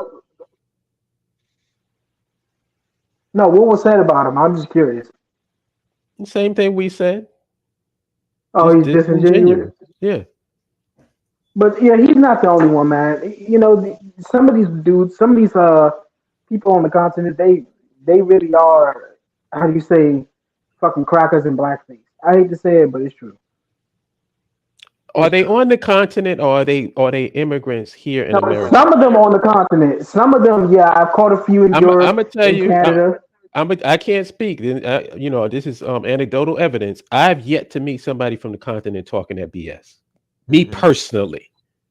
Now they might exist, but I Yeah, personally haven't met them. exactly. That's the same thing I said earlier. I rarely see a continental African who's actually think like that. That's not what I. It's usually those in America that Right. think that way, Who and went those who don't running live. from their own country. Yeah, I'm about to say when living in their country, talking about that. And you know what's crazy is these the same people because I remember watching this video about should African Americans go back to Africa, right? And how it's going on is I really wanted to screenshot it, but they were talking about Rwanda, and they were saying that Rwanda was heading towards genocide. And I was just, I literally read the What the comment. I was fuck? like, literally, I read the comment and they were like, "Yeah, Rwanda is not safe. It's heading towards genocide." Wow. And I was just like, if I got to go back and find that video because they literally said that when African Americans should go back to Africa, like Rwanda is not safe.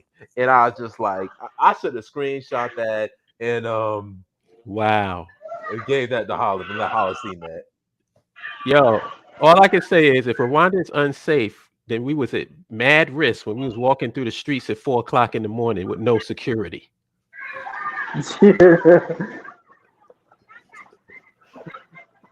Walking amongst the people all throughout the place, no security, nothing. We was like my But cousin Rudy, was roaming on his own all over Rwanda, no problems. oh, she said I met plenty of them in Ghana. I understand. Ghana, okay, Ghana. I kind of get it. I kind of get Yeah, Ghana. yeah, We get Ghana. yeah. You ain't got to tell us Yeah, about that. I'm not even gonna touch that one. I've heard about Ghana. Like we know about There's Ghana. only one reason why I would go to Ghana at this point. Like Mhm. it shouldn't ain't to live. Which one would it be? Would you prefer Nigeria or Ghana? Out of the two, Honestly, I choose Nigeria. Honestly, yeah, Boy, that's yeah, a tough choice because I don't want to go to either one. I get it. exactly. Yeah, I'm But gonna my go ancestors Nigeria. are from Nigeria, so you know, and I do Yeah, I'm got about to. some No disrespect, but things Yeah, there. I'm about to say. I Yeah, personally, yeah, Nigeria would be my choice, but like it's Liberia for me all day. Liberia all the way. And yeah, and, and she said the same thing. Nigeria. Um, she's don't want to give his name any more clout. It's he said he lives in the United States, though he's from Gambia. So this man lives in the United of States. course, of course. Uh, Of course. Just like the person who made that statement about Rwanda never set one foot in Rwanda. Probably never been on the African continent. But it's so funny how they feel so comfortable making these broad, sweeping generalizations. This is the primary reason why. This is the primary reason why I've always said Liberia over Ghana. Because yeah, you might have some Liberians here and there who may be like, oh, we don't want African Americans, but the only country that's legit gonna give you us a chance is Liberia. Ghana ain't it. I've been through that. Ghana ain't it. yeah. Ghana, I don't like their president either. He's just worried about Ghana. He doesn't even care about the rest of the continent. He's And you kissing know the what's crazy? butts of fucking British people here and there. I've seen him. But I don't like that Yeah, Negro at all. this is true. This is true. Gambia is Yeah, and the baby Ghana. problem. I personally, I have zero problems with a native Liberian having an issue with somebody coming to their, the country on some I'm taking over shit. I would have a problem with that too. I really would. But that's not what's going on. Mm-hmm. That's what the issue is. Right. It's like that's a narrative that is a straw man narrative. That's not what's going on. Because for the people in the BAIO and for other people that want to go to Liberia, we want to make Liberia better for everyone, Yeah. not just some select group of people or some elite group of people. For Liberians, period. Mm-hmm. And I've spoken to Hala. When we go there, we're not just gonna be touring the air. We're gonna be talking to people with actual like influence. It's not gonna be vague, like we're just going there just to look good. We're there to do business and to get things done. Right. So yes, Ronan, the host is from Africa, but he lives here in America. It's laughable. It's oh gosh. And So according to his, you know what's funny? According to his own ideology and philosophy, he ain't African. Right? Logic doesn't make right, but logic to them doesn't make any sense. To them, logic is, well, I'm from the Gambia or I'm from here, but because I live in America, I'm still think. But you said we're not Africans, right? So what are you then? Right. So if we're not African, you're not African. You're over here in America. You're an American. Take that Gambian flag off your ass and put on an American flag. But you see, this is what happens when you have people who are disingenuous and not honest players. Because they have a narrative. The reason why he kept interrupting Jabari is because Jabari was destroying his narrative and he couldn't allow that to happen. So he had to keep cutting him off and keep stunting what he was trying to say. That was purposeful. Yeah. Like he gave all this information. He gave the definition of a colonist. And then he turned around and said, yeah, I hear what you're saying, but the America, Liberia colonized the people, didn't they? So you just ignored everything that he said and went right back to his talking point. And my thing about it is they'll bring on one native Liberian, right? But then if we were to bring on somebody like Melvin, they wouldn't accept him either. They would immediately have done the exact same thing to him and would have taken him right off. So it's really funny. So for me, it's like you're pushing a narrative and you know you're pushing that narrative. And that's the thing that irks me, because we've talked to Liberians. You've talked to Liberians, Hala. We have one on here right now. I'm talking to plenty of Liberians. I know one. And they are open for discussion. They want us to come back. There's a whole reason there's a bicentennial. If they didn't want us back, they wouldn't do a bicentennial celebration to encourage us. And I think it's safe to say that I speak for the BAIO and most people that we are not elitist. We do not endorse elitism. We don't endorse having one particular segment of people having power and everybody else living in squalor. Am I right? That's not what we're about. So when somebody tries to raise that point, they're being disingenuous. They're creating a straw man that they can break down. And he said, "This is Yamasua, and let us not focus on those who are here to divide us." Exactly. That's where I'm at. I agree. You not gonna talk bad about Liberia. You're not gonna do that. You're not. I rep with my Liberian brothers and sisters. I rep all of them, and you're just not gonna do it. Period. That's why I have the mindset that I do about Liberia, and I defend it so hard, because I'm not going to let you divide us and say, "Oh, because this happened, you want to give your narrative to try to stop us from going to the place that is rightfully ours, is rightfully the indigenous people that we created together, that we helped build." You say I can't come back to that, and you act as if of us going there, when he completely forgets that only 16,000 went. So it wasn't millions of them came yet. If millions of them would have came, Liberia would have been a much more powerful nation. So let's not get it twisted. If Garvey would have been able to do what he did, Neil Turner would have been able to do what he wanted to do, if Maya Angelou did it, then Liberia would be a powerhouse right now. So when we do, because we are coming back home, and when we unite with our brothers, we're gonna be the example for Africa, and everybody gonna be quiet then. Everybody gonna be. And that right there, she said, "True. I live amongst Liberians in Ghana. They all told me to go to Liberia." Yeah, we Yeah, I'm gonna gonna do get everything I can to make this trip. I don't even give a fuck if I go completely broke. I'm gonna make this trip. I'm gonna fight. we're gonna get a chance to hear from my Black Yard soon, because she's gonna be on the Sisters for Nationhood live stream talking about Ghana, giving some on boots on the ground perspective on what's going on there for those that want it. It's gonna be fun. It's gonna be fun to hear what she got to say. It's gonna be. I'm definitely gonna tune into that one. Oh He yeah, said, and then she says, "You know, them British, they aight." yeah. But I'm just glad that everybody is starting to see it, like you said, Jabari. People are pushing back against that narrative now. They're not just accepting it anymore like they used to. Because prior to us Yeah. making videos, that was all over. I want to see if I could buy me a Liberia shirt. Oh, I am too. Oh yes. And He maybe said, one for Sierra Leone too. "Can I'm you gonna clarify?" let Jabari handle that one because you know how I am. Yeah, you said it seems as if the people in Liberia do not want African American. They want us in. We've had interviews. We just have Liberians in the chat right now. We have a native Liberian in that said it. Let's work together. Let's build. We just had another one said the exact same thing. So they want us there. It's about how do we benefit together. That's really what it is. How we work together. What do we need to do to get things done? But it's not a question of they don't want us there. They want us there because they wouldn't do Sorry. that's the reason why James for you may not know this.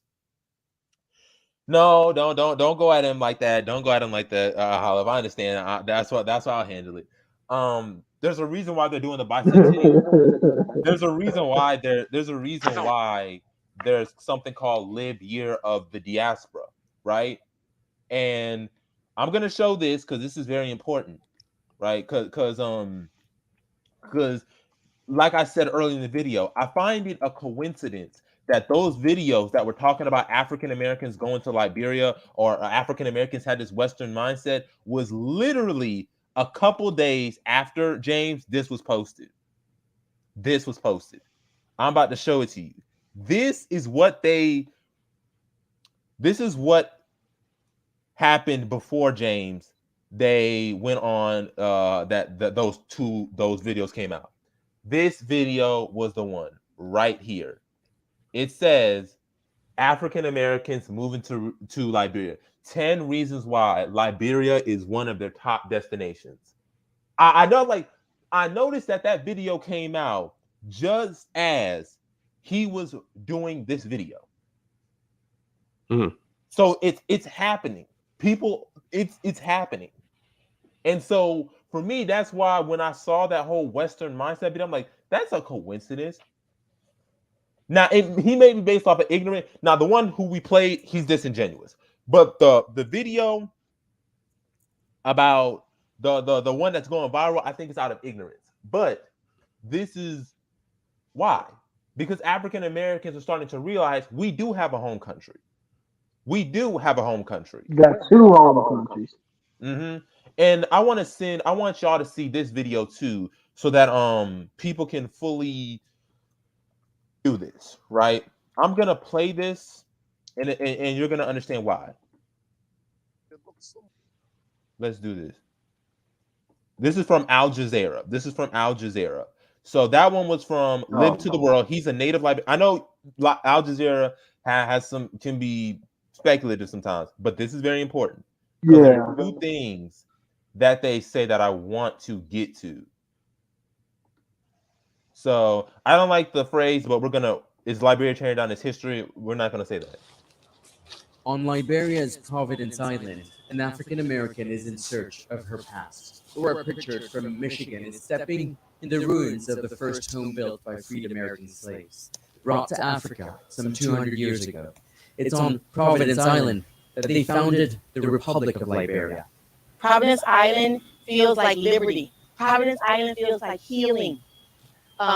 Providence Island feels like joy. and anticipation. And that Providence Island means it's a place where I can take the chains from my neck. I can shake the dust from my feet, and I can start new. That's what I feel. In the country's oldest church, the young gather to celebrate Thanksgiving, a tradition brought by the free slaves, supported by the American Colonization Society. The founding settlers became the country's elites, and they kept many African natives in servitude, transforming their traditions, culture, and architecture. According to the Truth and Reconciliation Commission, this helped fuel Liberia's civil wars. 250,000 people died during the 2-decade-long conflicts. We're in downtown Monrovia, from where, during the Civil War, snipers would shoot at people. And it's in this neighborhood that, yet again, a 100-year-old building is being torn down to make way for new apartment blocks. Now, for some, this is Liberia moving away from its past, looking towards the future. For others, preserving these old buildings is an essential act of remembrance of Liberia's troubled and divided past. But this is magnificent, and they look so much alike. And then, of course, I'm not gonna play the entire thing because I don't want the thing to go. But here's what the last thing that they said. So that Be Africans. History does not start with the arrival of African Americans. Jones believes some of the street names should reference the nation's 17 indigenous groups, and efforts be made to preserve the diverse architectural history of the country. As an increasing number of African Americans make Liberia their home, Laura Pritchard believes there's so much to learn from the past in order to build a better future for all Liberians. Nicholas Hawk, Al Jazeera, Providence Island, Liberia. All right, so that was made a couple months before, but I know there's some things that in there, like I said, that's mainstream, so that's what the average person is going to believe. So of course we know that's not true. But the point of it is African Americans are moving there, and African Americans are being aware. So that we're the ball is moving, which is a good thing. That's a good thing. He says, "We hope to see you in Minnesota." I'm gonna be there. Don't worry, I'm gonna be there. We have a lot to discuss when that happens. So I can't wait for that as well. So he says you can invest in any country in Africa, but Liberia is for free blacks or African Americans in America.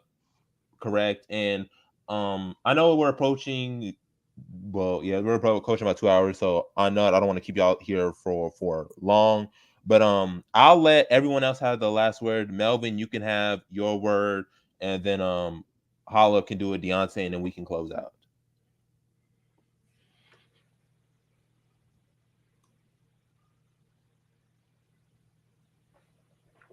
I just wanted to say that I think we should continue to push back against disingenuous narratives as it comes to Liberia, and as it comes to Black people in general. We have a lot of disingenuous narratives that are constantly, well, at one point being shoved down everybody's throat with virtually no pushback.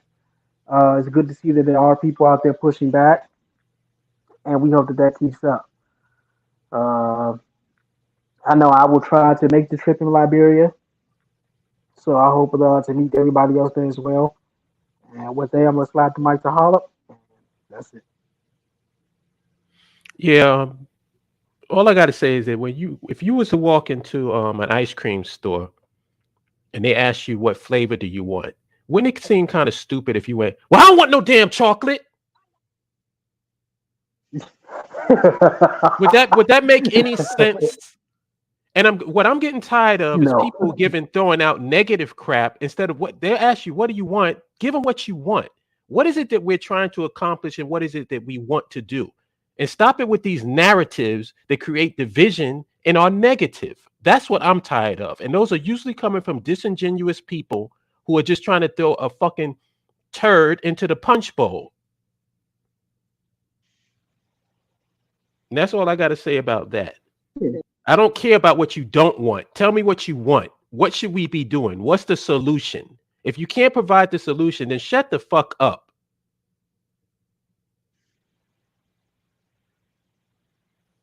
Melvin, any words you would like to say? Well, what I would like to say is that it's about time that we put aside divisions and differences. We are one people. There are many African Americans who can directly trace their roots to Liberia. Uh, there are many Liberians who can trace their roots back to African Americans. Even the names, there are a lot of people with African American names based on uh, the coexistence of both groups. Uh, so I think that we should focus more on the future. We should focus on more what we as a unit, as a people, as a nation can do together for the betterment of Liberia, and focus less on the history. Because even if you go to Liberia as an African American, you won't be seen as an outsider. You will be welcome. You might even see some of your relatives, someone who is related to you somehow. If you really do some deep research, you might find someone who is related to you. That is very, very common. So more unity, more togetherness, and less division, less anger. That's all I have to say. I agree Alrighty. 1,000%. Yes. And my point, Yeah, last 1,000% agree. exactly, Go ahead. Melvin. And my last thing is say, yeah, we have nothing to be ashamed of. We should be proud of our history. We should be proud of the culture, the languages, the scripts that we have. And like Melvin said, build. That's what we want to do.